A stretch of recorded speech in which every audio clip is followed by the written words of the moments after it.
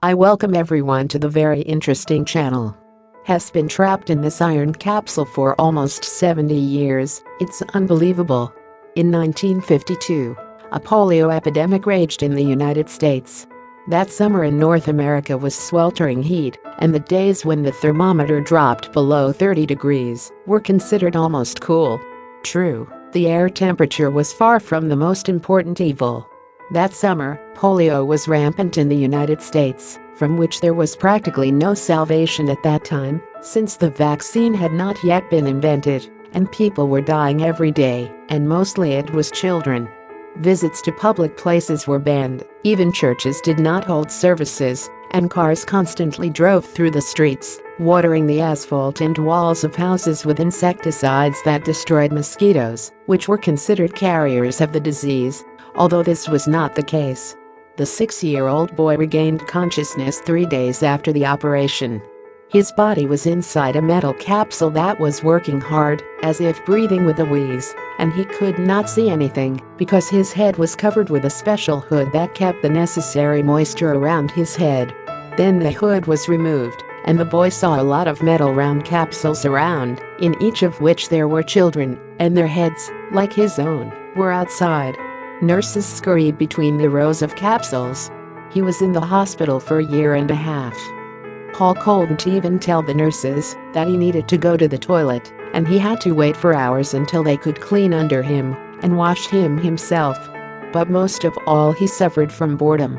His parents visited him, of course, but he spent most of his time alone.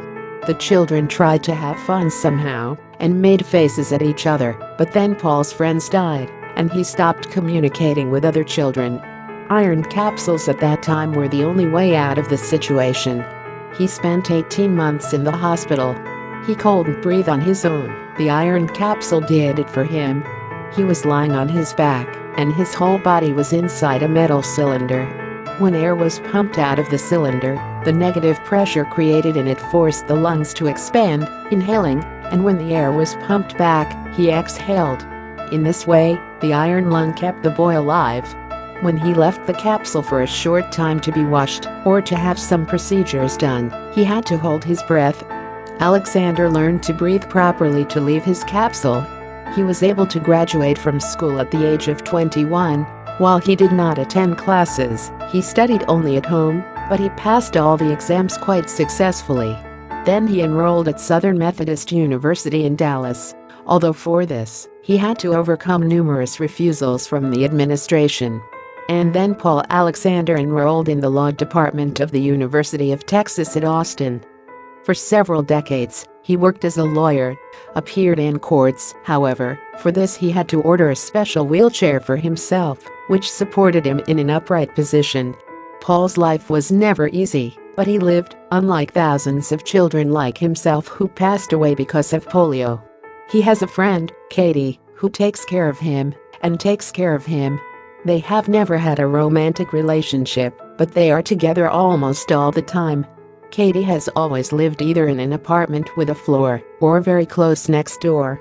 Paul Alexander, of course, not without Katie's help, even wrote memoirs about his life in hopes that they will spread all over the world and give hope to those who could have lost it due to illness. Thanks for watching. Subscribe to the channel, put a like, and squeeze the bell so as not to miss new stories.